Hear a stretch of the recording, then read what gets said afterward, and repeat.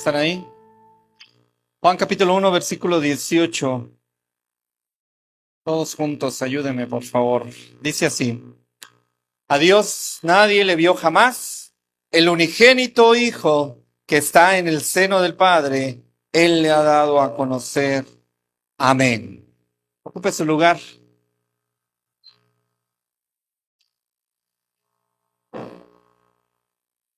Ya sé que ya se quieren dormir, pero no era tan literal, ¿verdad? Es un horario muy complicado, amados hermanos, porque acabamos de comer, tenemos sueño, ¿verdad? Y aparte el tema, no quiero dormirlos, ¿verdad? Pero hemos visto ya acerca de Jesús, justamente de la persona de Jesús. Hemos estado viendo acerca de la preexistencia de Cristo. Vimos acerca de su divinidad, vimos acerca de su humanidad, que aún estando aquí en la tierra, siendo hombre, no dejó de ser Dios. Él era 100% Dios, 100% hombre. Y esto es una verdad inexorable, es un axioma en la teología, es una verdad que está y que no se puede refutar, pero al mismo tiempo no lo podemos comprender con nuestra mente limitada, ¿verdad? Como una persona que era Dios, se humanó y después vivió una vida que tú y yo no podíamos vivir, pero al mismo tiempo Él seguía siendo Dios, aunque estaba encapsulado en este vaso de barro. Pero hoy a la diestra del Padre, ¿cómo está Él? Sentado a su diestra, intercediendo por quienes, amados hermanos, por nosotros. Y Él sigue siendo Dios, pero al mismo tiempo sigue siendo hombre, sentado a la diestra del Padre. Entonces, en esta oportunidad veremos acerca de los tres oficios que tiene nuestro mediador. Veremos acerca de Jesús como profeta, veremos acerca de Jesús como sacerdote, pero también veremos acerca de Jesús como rey. Y con esta parte cerraremos: el Rey de Reyes y el Señor de Señores. Entonces, este tema es un terreno de gloria incalculable, pero también es un desafío homilético monumental, porque hablar de los tres oficios que nos circundan acerca de Jesucristo como profeta, como sacerdote y como rey, significa englobar la totalidad de su obra redentora. Acompáñeme a la primera carta del apóstol Pablo a Timoteo, capítulo 2. Quiero dar la introducción antes de empezar a hablar de su oficio como profeta. Primera a Timoteo, capítulo 2, versículos 5 y 6.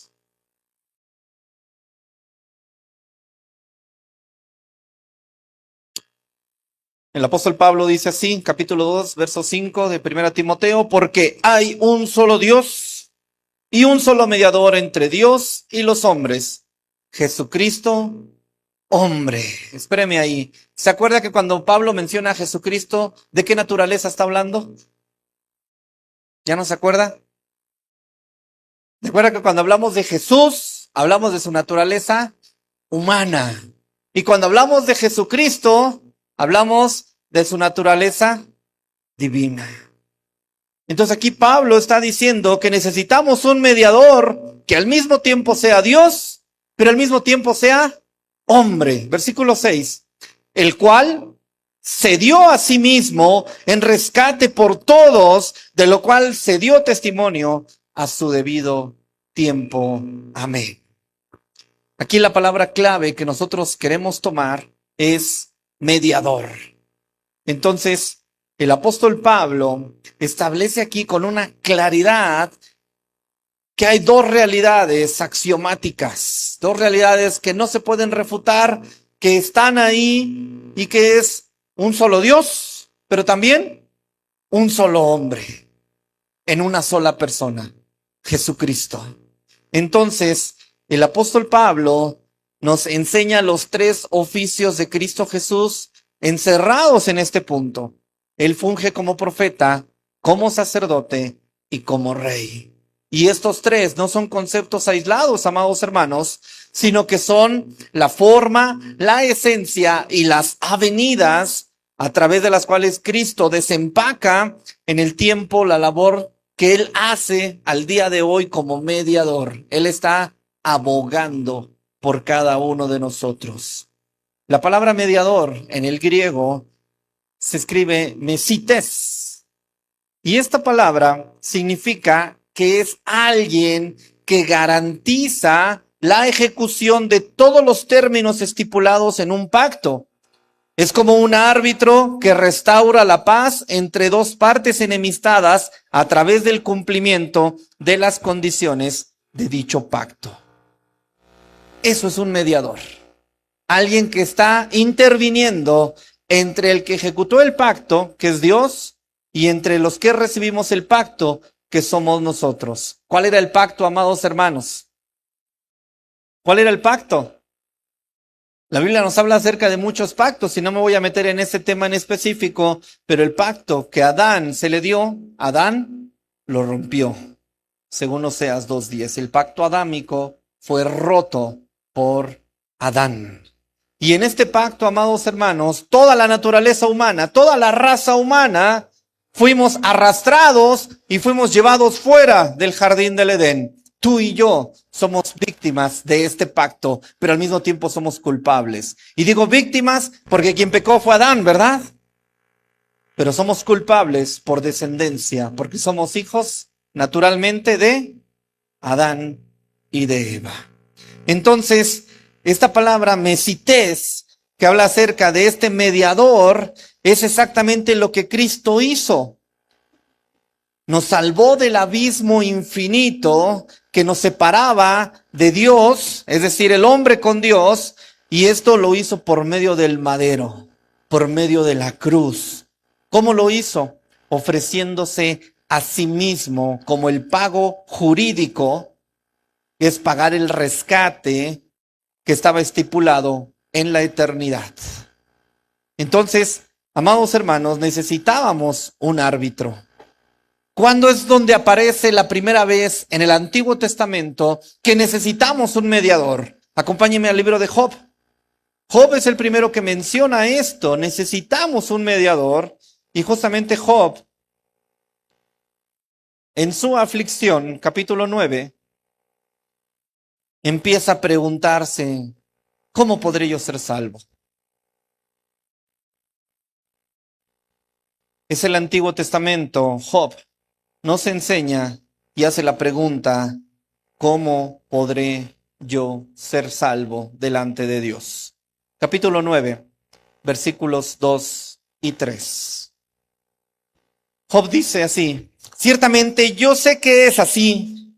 ¿Y cómo se justificará el hombre con Dios? Si quisiera contender con él, ¿no le podrá responder a una cosa? Entre mil. Amén. Y si usted ha leído Job capítulo 38, Job capítulo 39, capítulo 40 y capítulo 41, se dará cuenta que Dios le lanza una serie de preguntas a Job, que dice, ¿dónde estabas tú cuando yo fundaba la tierra? Job se creía muy inteligente, Job se creía muy sabio, y Dios lo lleva y lo confronta y le dice, ¿dónde estabas tú? Si eres inteligente, házmelo saber. ¿Dónde estabas tú cuando yo marcaba los dinteles del universo? ¿Dónde estabas tú cuando yo le decía a la osa mayor y a la osa mayor en qué tiempo aparecer? Y empieza a hacer una serie de preguntas que ninguna de ellas, ningún hombre podría contestar. ¿Dónde estabas tú? Y Job empieza en esta frustración. Antes de recibir todos estos latigazos de parte de Dios, él dice, ¿cómo podrá el hombre ser salvo? Amados hermanos, ¿cómo podremos nosotros ser salvos? Si bien la historia, a través de la raza humana, a través de la caída después de Génesis 3, muchos hombres intentaron ser salvos por sus propios medios. Hasta el día de hoy, nada ha cambiado. Muchas personas quieren ser salvos a través de su moralidad. ¿Qué quiere decir? Portándose bien, siendo buen vecino, siendo buen trabajador, siendo buen esposo, siendo buen padre, siendo un ejemplo en la sociedad. Ellos piensan que esta es la manera en la cual ellos podrán ser salvos. ¿Y qué creen? No lo serán. A pesar de que hayan sido buenos vecinos, a pesar de que hayan sido buenos padres, buenos esposos, buenos hijos, y una buena persona, no lo serán. Porque la única forma, el único mediador a través del cual tú y yo podemos ser salvos se llama Cristo Jesús y está sentado a la diestra del Padre. Porque fuera de Él no hay salvación. Muchas personas hoy, a través de distintas religiones, pueden, según sus perspectivas, ser salvos. Y algunos de ellos hasta te venden las astillas de la cruz de Cristo, ¿verdad? El agua del Jordán. Y te venden hasta los clavos de Cristo, bendecidos por sabrá Dios quién. Que obviamente todo esto tiene un precio, ¿verdad? La salvación no es gratuita para ellos. Entonces, la Biblia nos enseña, amados hermanos, Job lanza esta pregunta: ¿cómo puede el hombre ser salvo? Y ahora, si Dios te pregunta algo, tú no podrías contestarle. Entonces, Job estaba anticipando lo que nosotros llamamos la teología o la doctrina de la justificación. Y ve lo que dice el versículo 32 y 33 de este mismo capítulo. Porque Dios no es hombre como yo, para que yo le responda y vengamos juntamente a juicio. No hay entre nosotros árbitro que ponga su mano sobre nosotros dos. Amén. ¿Qué estaba afirmando Job? Hasta el día de hoy, Job fue contemporáneo de Abraham. Hasta el día de hoy no existe, no hay un árbitro entre Dios y los hombres. No hay un mediador. Job estaba encaminándonos a la doctrina de la justificación por fe. En el Nuevo Testamento, Jesús en Juan 14:6 dice justamente la respuesta a estos tres oficios acerca del ser profeta, sacerdote y rey. Juan 14:6, Él está haciendo una de las grandes afirmaciones que hablaba de sí mismo. Yo soy, yo soy, yo soy. De los 7 gran yo soy, aquí hay uno que dice, Juan, yo soy el camino, la verdad y la vida. Y nadie viene al Padre si no es por mí, dijo Jesús. Él es el camino, Él es la verdad y Él es la vida. ¿Cómo encajan estas tres afirmaciones acerca del gran yo soy con Cristo Jesús en sus tres oficios? Primero, cuando nuestros padres, Adán, sobre todos nosotros.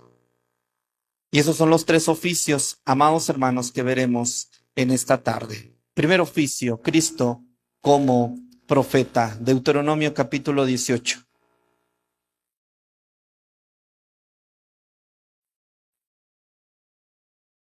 Moisés está relatando una verdad aquí, pero también es un tipo de profecía.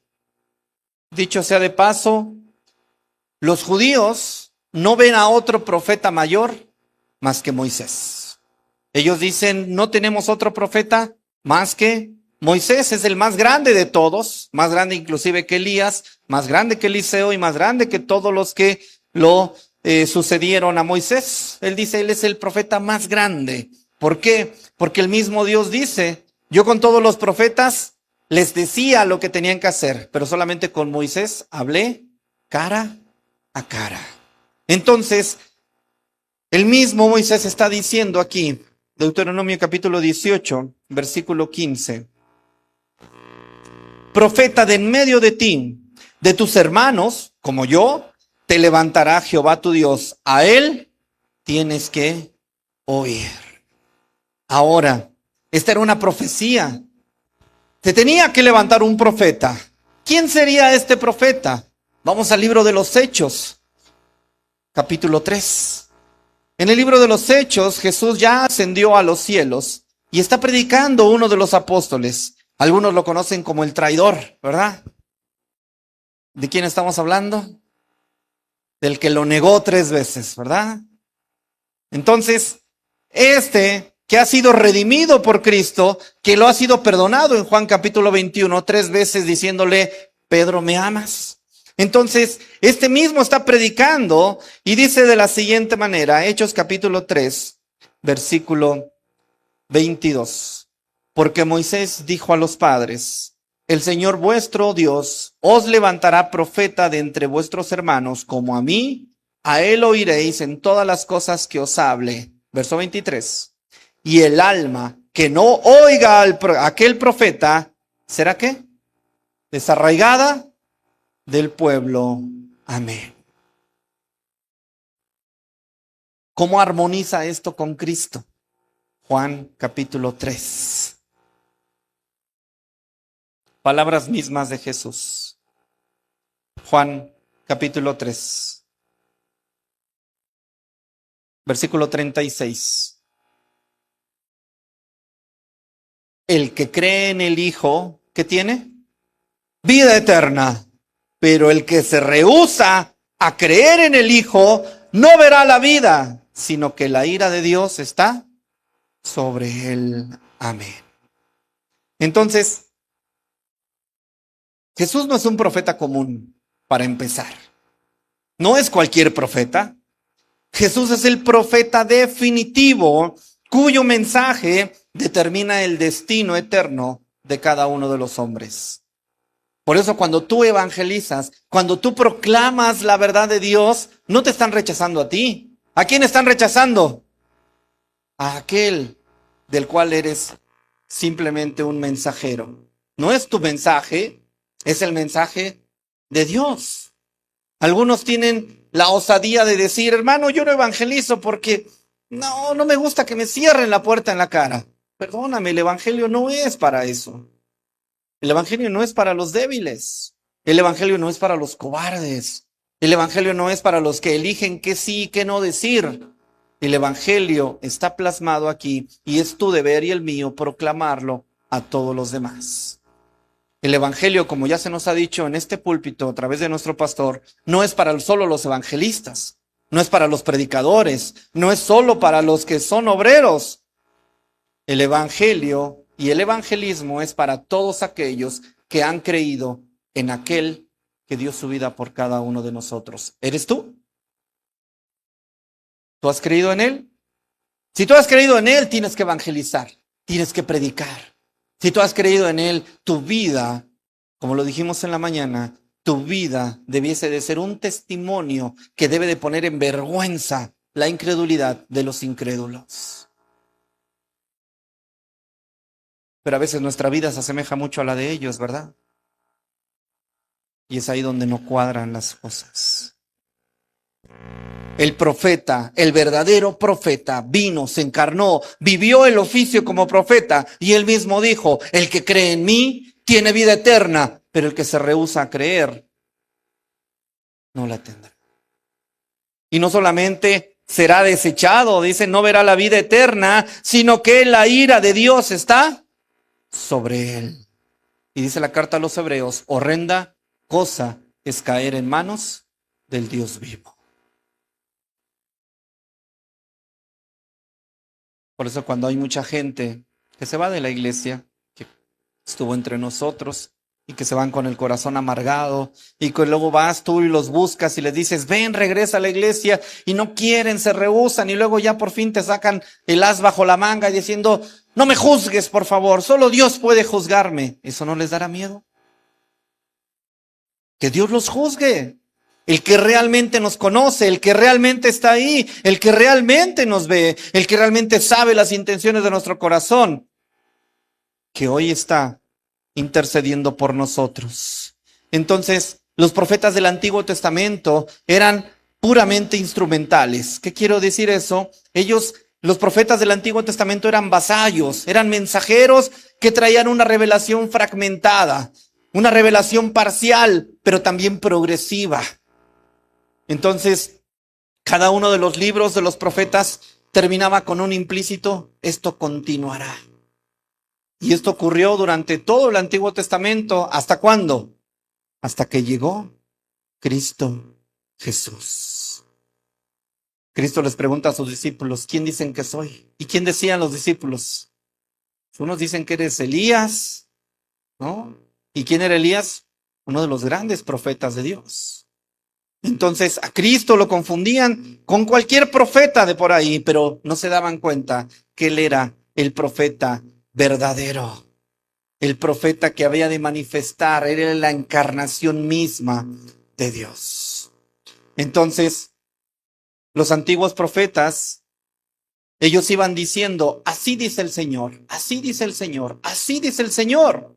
Pero cuando Cristo vino y caminó por las aldeas de Galilea, Él dijo, ¿oísteis que fue dicho? Ahora yo os digo, esto se hace así. Y no solamente era porque fuera un profeta, sino porque Él era el autor de la palabra misma. Era la palabra viva andando ahí. Él no era solamente de los que pedían permiso para interpretar la ley, porque Cristo era el del que expulsaba a los malentendidos, corregía las tradiciones humanas y completó la revelación con la autoridad intrínseca de ser Dios hecho carne. Entonces, amados hermanos, tras la caída, la raza humana quedó sumergida en unas tinieblas tan densas donde la mente del ser humano quedó entenebrecida. Cristo, como nuestro profeta, penetra en esa ceguera espiritual y proclama lo que dice Juan 8:12. Yo soy la luz del mundo. Yo soy la luz del mundo. Inclusive, cuando está siendo cuestionado por Pilato, Jesús definió su ministerio diciendo, para esto he nacido y para esto he venido al mundo, para dar testimonio ¿de qué? De la verdad. Él es la verdad. Entonces, toda la idolatría de la historia humana, ¿cómo define la Biblia la idolatría de la historia humana? Acompáñame a Romanos. No quiero dejar pasar esto. Porque a veces pensamos que la idolatría son aquellos católicos que tienen imágenes en sus paredes, ¿verdad? Pero no necesariamente es eso. Romanos capítulo 1.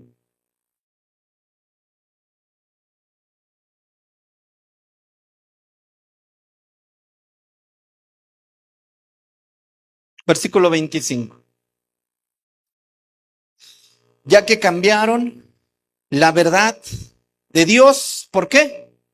Por la mentira, honrando y dando culto a las criaturas antes que al Creador, el cual es bendito por los siglos. Amén. Cuando tú cambias la verdad por la mentira, estás formando un ídolo en tu corazón. Hace rato hablaba con los adolescentes y te hablábamos acerca de un tema que tenía que ver justamente con el uso de las redes sociales y nuestro tiempo que tenemos en la tecnología, ¿verdad? Con lo que ocupamos ahí. Y justamente les decía en este tenor, todo aquello lo cual tú crees que nadie se da cuenta y ni tus papás, Dios te ve. Todo aquello en lo cual tú piensas que tus papás no se van a enterar, ¿verdad? Porque eres muy hábil, eres muy ágil. Y le dije, aunque yo les enseñara a sus papás cómo escanear de pe a pa el celular, Dios ya lo sabe. Dios ya lo ve. Dios sabe inclusive hasta lo que piensas. Entonces, amados hermanos, todo aquello que Dios ha establecido como verdad, y cuando tú cambias esa verdad, estás formando un ídolo en tu corazón. Todo aquello. Si Dios te ha dicho, no hagas esto, ¿qué terminamos haciendo? Lo contrario. Y cuando Dios te dice, haz esto, no lo terminas haciendo. Jesús viene y critica a los fariseos y les dice, ustedes son hipócritas, porque en lugar de ayudar a sus padres, en lugar de bendecirlos, en lugar de darles dinero, terminan diciendo, oye papá, pues lo que tenía para darte para ti, ya lo di al diezmo.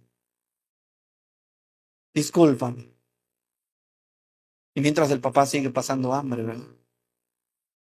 Vamos, hermanos, nosotros estamos llamados a ser luz, como aquel que vino a ser luz a nuestra vida. No importa qué tan magistralmente quieras maquillar tu mentira, si no concuerda con la verdad de Cristo, está siendo igual que un anticristo. ¿Qué es un anticristo, amados hermanos? Y no me refiero a aquel personaje profético que está para manifestarse en el futuro, ¿verdad? El libro de Juan nos dice que aquel que es un anticristo es aquel que lleva la contraria a la verdad de Cristo.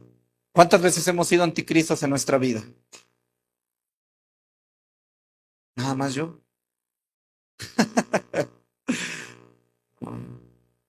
Mentirosos.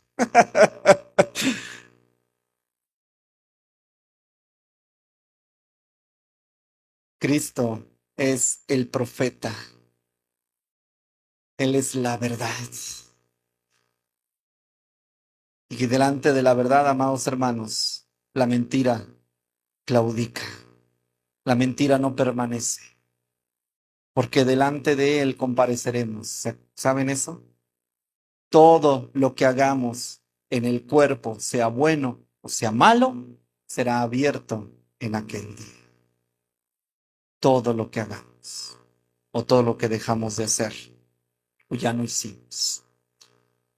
Segundo aspecto de Jesús, Cristo como sacerdote. Ya vimos que Él es el profeta, ¿verdad? Ahora veamos a Cristo como sacerdote. En el Antiguo Testamento había un día muy importante, el día del Yom Kippur. Había 7 fiestas anuales, ¿verdad? A lo largo de todo el año, algunas distribuidas, unas mayormente en el Año Nuevo Judío, pero una de ellas era la más importante de todas.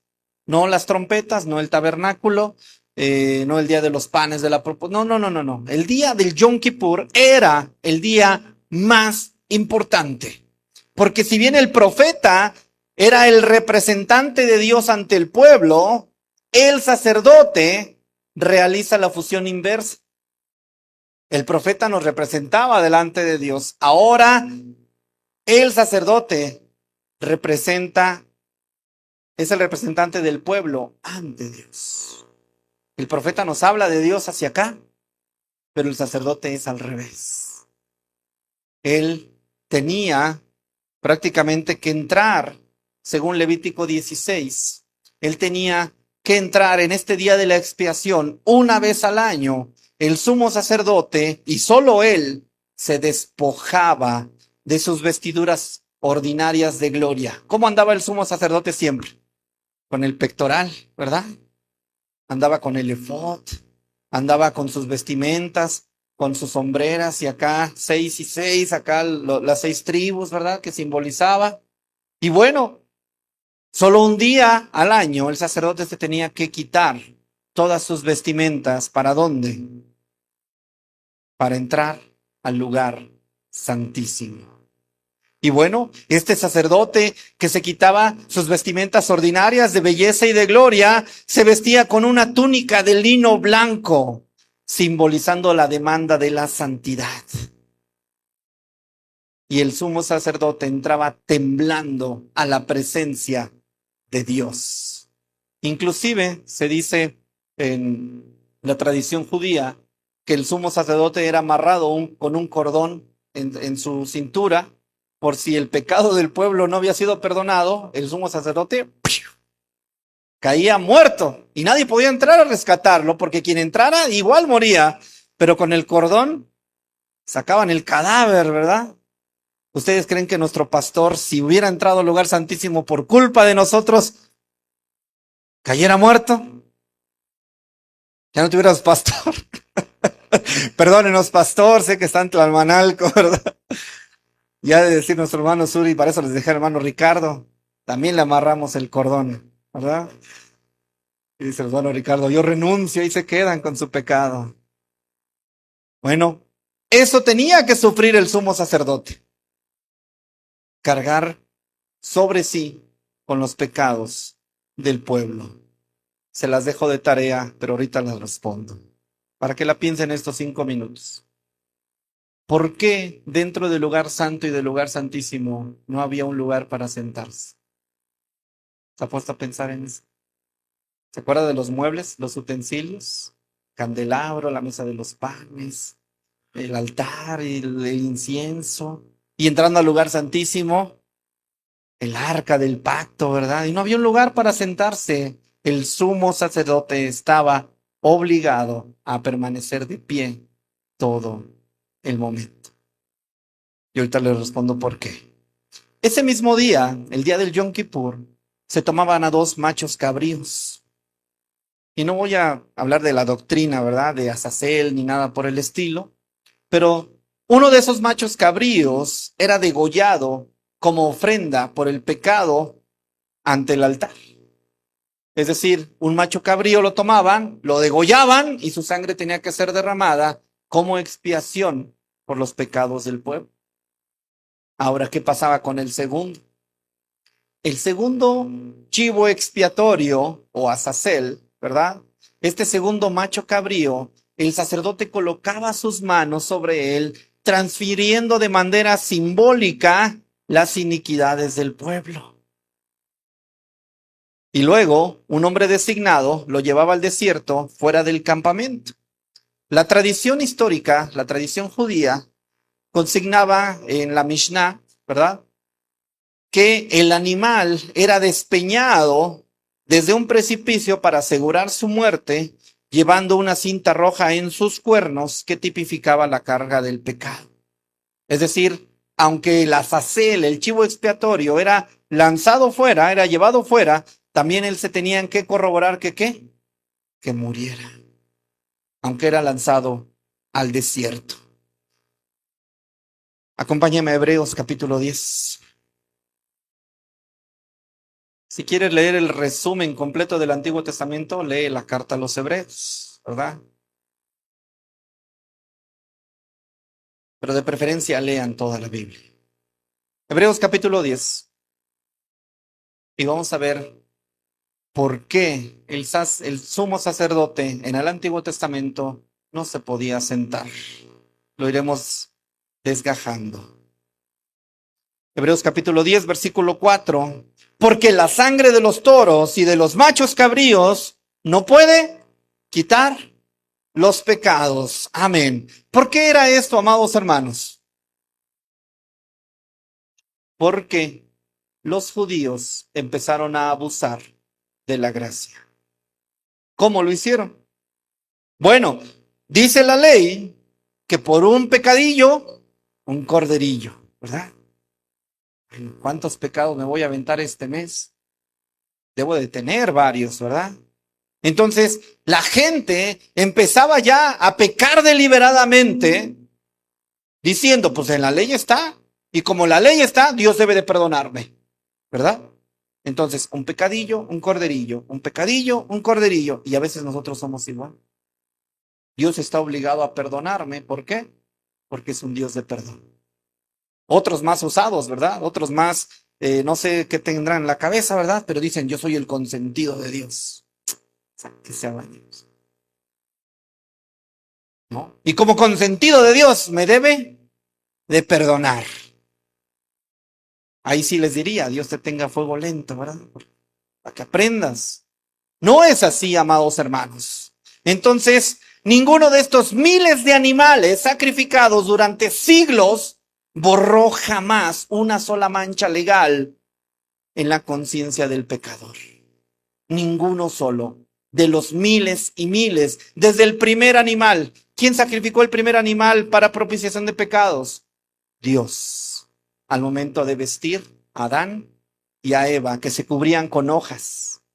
Y tenían que volver a hacerse otro delantal y otro delantal, porque las hojas se empiezan a secar muy rápido.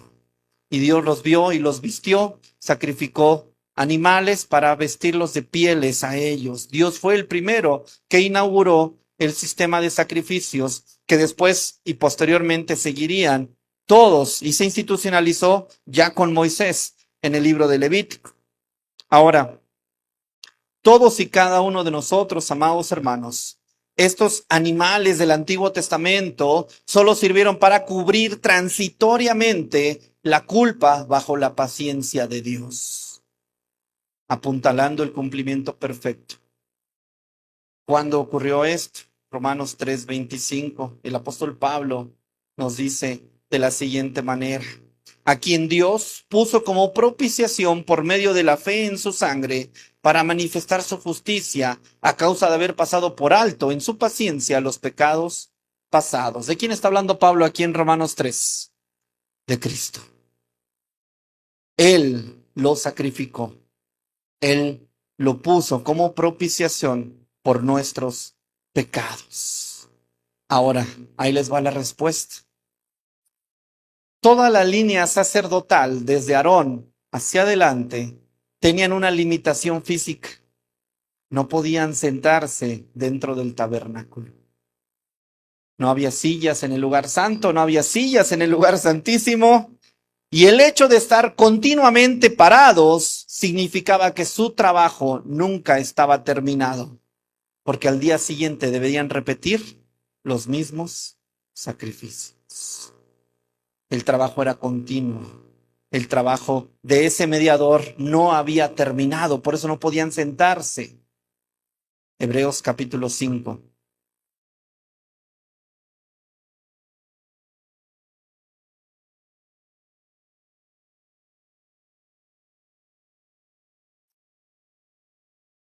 Versículos 1 al 6.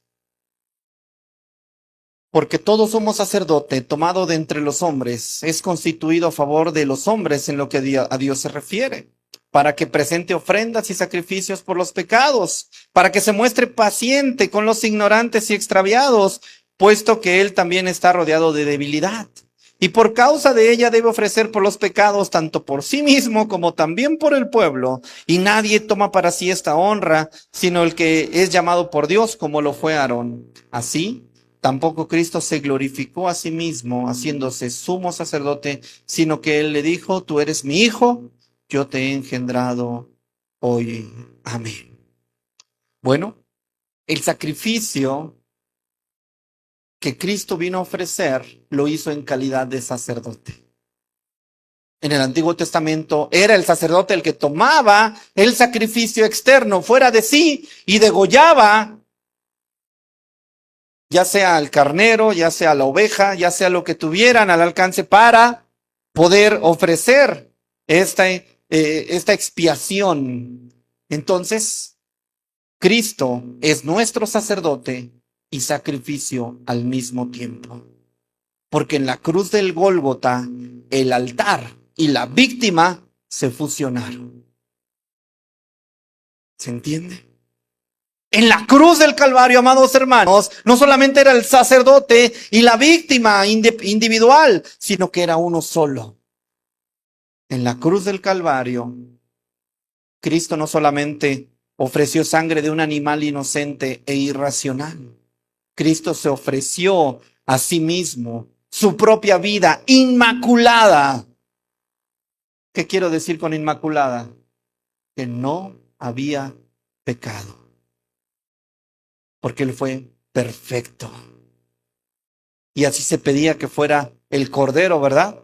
Sin mancha, sin ningún hueso roto, ¿verdad? Sin que estuviera tuerto, ni nada por el estilo, que no estuviera sucio. Cristo cumplía perfectamente con este requisito. Entonces, en el Gólgota, el altar y la víctima se fusionaron. En la cruz del Calvario, Él es un sacerdote sin pecado, amados hermanos. Por eso dice Hebreos 4:15, Él fue tentado en todo, pero sin pecado. Entonces, su obra de consumación es definitiva. Porque al ofrecer un solo sacrificio por los pecados, Él pronunció en la cruz: tetelestai, consumado es. Y el velo se rasgó, y ahora ese sumo sacerdote se sentó a la diestra del Padre, en la majestad, en las alturas. Entonces, el hecho de que nuestro sumo sacerdote esté sentado es una prueba de que la deuda ha sido cancelada. Ya no hay más sacrificio por el pecado. ¿Ya se entendió el por qué los sacerdotes anteriores no podían estar sentados? Porque su sacrificio tenía que ser continuo.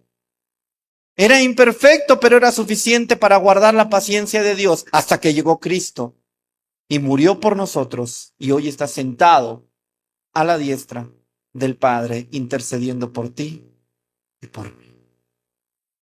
Entonces, su intercesión actual, amados hermanos, su labor sacerdotal no concluyó en la cruz, continúa de manera activa hoy en los cielos. Romanos capítulo 8, versículo 34, Pablo nos dice: Cristo es el que murió, más aún el que también resucitó, el que además está sentado a la diestra de Dios, el que también intercede por nosotros. Amén. ¿Te equivocaste? Ven a la cruz. Ven delante del trono de gracia. ¿Le fallaste a Dios? Ven delante del trono. ¿Crees que tu pecado es imperdonable? ¿Crees que tu pecado ya no tiene perdón de Dios? ¿Crees que tu pecado causaría la vergüenza de todos tus antepasados? Déjame decirte, no hay pecado que desafíe la misericordia de Dios cuando vienes a Él en arrepentimiento y fe. Todo pecado es perdonado si lo confiesas. Todo pecado es perdonable delante del trono de la gracia si tú vienes y dices a Dios: Padre, he pecado contra el cielo y contra ti, no soy digno de ser llamado tu hijo. ¿Y sabes qué va a hacer Él? Se va a quitar su vestidura, como Lucas capítulo 15. Se va a quitar la vestidura del Padre y te la va a entregar. Te va a revestir de Cristo. Y no solamente eso, te va a poner en lugar de honor. Pero aquellos que crean que su pecado es imperdonable, no hay manera de ayudarles. Y no porque Dios no pueda. Pero bien dice Primera de Juan capítulo 2 versículo 1. Si alguno hubiere pecado, abogado tenemos para con el Padre, a Jesucristo, el justo. Amén. Entonces, amados hermanos, cuando caemos o cuando tropezamos, Cristo no le muestra tus pecados a Dios. Cristo le muestra sus heridas y diciendo: perdónalo, yo ya morí por él. Cristo muestra sus heridas cada que tú y yo fallamos. Porque sus propias heridas garantizan nuestra preservación y nuestra seguridad eterna. ¿Porque lo merecemos? ¿Porque luchamos por ello? ¿Porque nos lo ganamos? No, amados hermanos, Él garantiza nuestra vida eterna por causa de su propia sangre, por causa de su propio nombre. Por eso dice el profeta Ezequiel capítulo 36, versículos 22 al 27. No lo hago por ustedes, oh casa de Israel, porque ustedes profanaron mi nombre al irse a las naciones a pecar. Lo hago por causa de mi santo nombre. ¿Por qué nos ama el Señor, amados hermanos? ¿Por nuestra linda cara? ¿Por nuestras buenas obras? ¿Por nuestros diezmos? ¿Por nuestras ofrendas? ¿Por el apoyo que le damos al pastor a regañadientes? ¿Por qué somos salvos, amados hermanos? Por causa de la sangre de Cristo. No lo merecíamos, pero Él nos lo dio y por eso se llama gracia. No lo merecíamos, pero Él vino a nuestra búsqueda. Él vino y nos rescató. Él vino y nos lavó. Él vino y nos limpió. Él vino y nos vistió. Él vino y nos coronó y nos puso en lugares celestiales junto a su Hijo. Él lo hizo todo. En esto consiste el amor. No en que nosotros hayamos amado a Dios, sino en que Él nos amó primero y se entregó a sí mismo por nosotros. En eso consiste el amor. Él es nuestro gran sumo sacerdote. Entonces, la garantía, amados hermanos, no depende de nosotros, sino depende de Él. Tercer y último oficio. Ya vimos que Él es la verdad, Él es la vida, pero ahora veremos que Él es el camino, como oficio Rey de Reyes. En la antigüedad, en el Antiguo Testamento, el pacto davídico, a David se le dijo: de ti vendrá tu descendiente, el que se sentará en tu trono. Inclusive, desde el Génesis ya estaba marcado que vendría un descendiente. Jacob le dice a Judá: hasta que venga Shilo a sentarse en el trono. Hasta que venga el Mesías. Entonces, en 2 de Samuel, capítulo 7, él prometió solemnemente al rey David que de su simiente se levantaría un rey cuyo trono sería firmado para siempre. Acompáñame a Isaías capítulo 9. Isaías capítulo 9, versículos 6 y 7. Acá la letra dice así. Isaías 9, 6 y 7. Porque un niño nos es nacido, hijo nos es dado, y el principado sobre su hombro, y se llamará su nombre admirable, consejero, Dios fuerte, Padre eterno, príncipe de paz. Dice el verso 7. Y lo dilatado de su imperio y la paz no tendrán límite sobre el trono de David y sobre su reino, disponiéndolo y confirmándolo en juicio y en justicia desde ahora y para siempre. El celo de Jehová de los ejércitos hará esto. Amén. Amados hermanos, Dios mismo puso de empeño su carácter al afirmar este decreto. El celo de Jehová de los ejércitos hará esto. ¿Cuándo se cumplió? En Lucas capítulo 1, el anuncio del ángel Gabriel que le dice a María, confirma el cumplimiento literal de este linaje real. En tu vientre viene el que ha de redimir a Israel, a todas las naciones. Y curiosamente, José y María, ambos eran descendientes de David.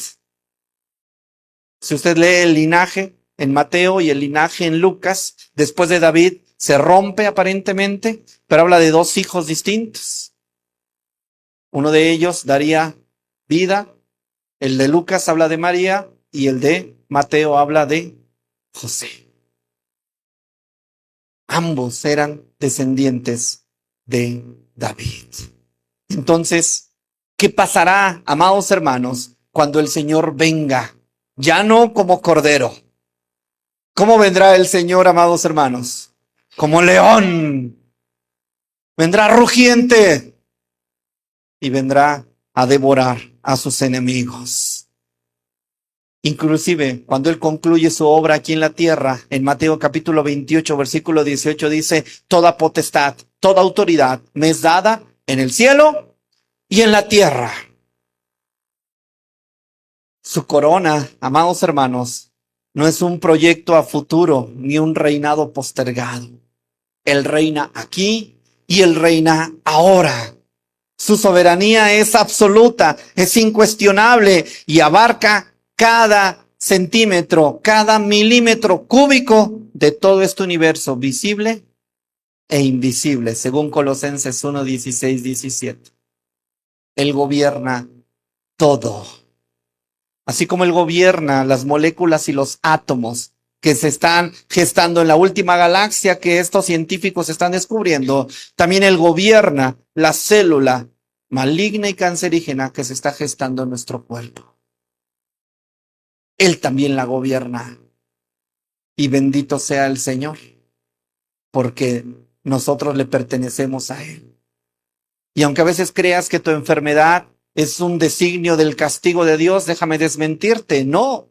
Aún tu enfermedad tiene que ver con los propósitos eternos de Dios para llevarte a casa. Como lo decía también con mis hermanos de la edad dorada, están por llegar a casa. Si lo sabían, amados hermanos, algún día vamos a morir. Y la muerte no es el final.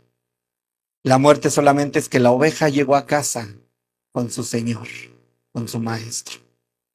Entrar a la gloria y esperar solamente cuando nosotros le veamos a Él aquí en la atmósfera y resucitemos y le veamos ahora con nuestros ojos y podamos gloriarnos con todos aquellos que también esperan su venida. Cristo ejerce este oficio real en múltiples dimensiones. Cristo gobierna sobre las naciones y sobre los gobiernos terrenales. Por eso nosotros debemos de someternos, aunque no nos guste, aunque no quieras. Debes de pagar impuestos, aunque no te guste y aunque no quieras. Debes de pagar tu recibo. Ya deja tus diablitos, paga tu recibo. Paga lo que es, porque Él sigue gobernando Gobierna la historia con vara de hierro y disponiendo los tiempos según sus santos decretos, amados hermanos. Él gobierna las huestes del mal y los enemigos de Dios. Nada te ha de pasar que Él no lo haya decretado. Porque tu vida está en sus manos. Y ni el maleante, ni el que hace daño podrá hacértelo si Él no lo ha permitido. Pero al mismo tiempo, ni el doctor más experimentado, ni el doctor más capacitado podrá salvarte si Él ya ha determinado tu fin. ¿Sí lo sabía? Toda nuestra vida está en sus manos. Y en eso descansa el Hijo de Dios. No importa lo que pase el día de mañana. El apóstol Pablo decía, yo ya quisiera estar con el Señor, que es muchísimo mejor. Pero todavía tengo que estar con ustedes. Amados hermanos, cuando llegue aquel día, estaremos en un lugar mejor. Mucho mejor. Porque entraremos a la presencia de Dios. Y último de este punto, Él gobierna también sobre su iglesia. Él es la cabeza vital, el protector invisible y el legislador de su pueblo. Nada pasa en la iglesia que Él no lo haya permitido. Concluyo, amados hermanos. Colosenses 1, 19 y 20 dice, por cuanto agradó al Padre que en Él habitase la plenitud, esto habla de su identidad real, y por medio de Él reconciliar todas las cosas consigo, haciendo la paz por medio de la sangre de su cruz. Y eso habla de su labor sacerdotal. Amén. Amados hermanos, tenemos a un profeta, el verdadero profeta, que nos enseñó la verdad. Tenemos un sumo sacerdote sentado a la diestra del Padre, que culminó todos los sacrificios, y Él es la vida. Pero también tenemos un rey que nos muestra que el camino es Él para regresar a donde nuestros padres, Adán y Eva, se habían perdido. En el Calvario, amados hermanos, Cristo actuó como nuestro profeta al proclamar de manera suprema el veredicto de la verdad y la justicia divina. Actuó como nuestro sacerdote al derramar su propia sangre en el altar del madero, y actuó como nuestro rey al desarmar públicamente a los principados y a las potestades, triunfando sobre ellos en la cruz. Colosenses 2:15. Amados hermanos, Cristo cumple con todo lo que tú y yo necesitábamos justamente para ser salvos. Quiero darte un spoiler de lo que será aquel día. ¿Cómo concluye y se celebra el ejercicio de este triple oficio de parte de Dios, de parte del Dios encarnado, Cristo? Apocalipsis capítulo 5. Y termino con esto.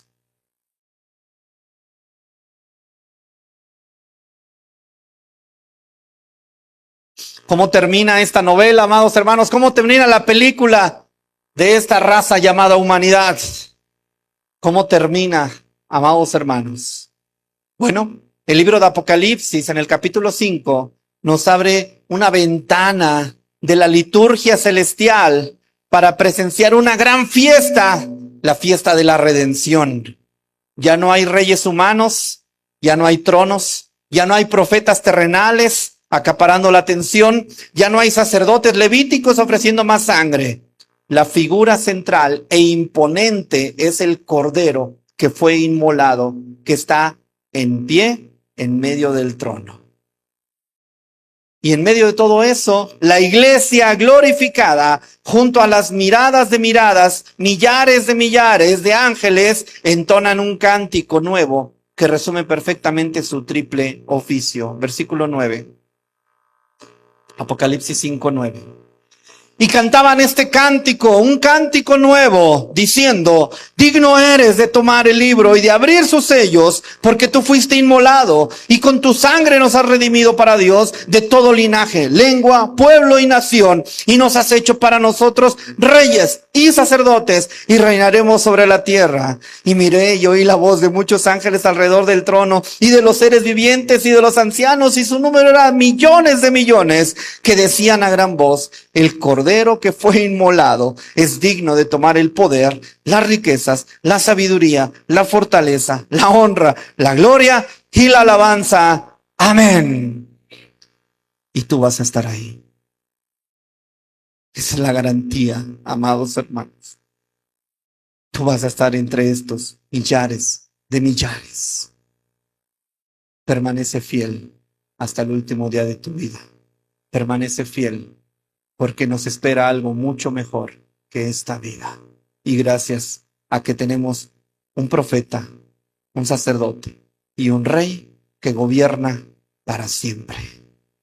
Jesucristo, el incomparable. Paso a ustedes. Vamos a ponernos de pie, vamos a recibir a nuestro hermano, pastor y diácono Ricardo Ramírez.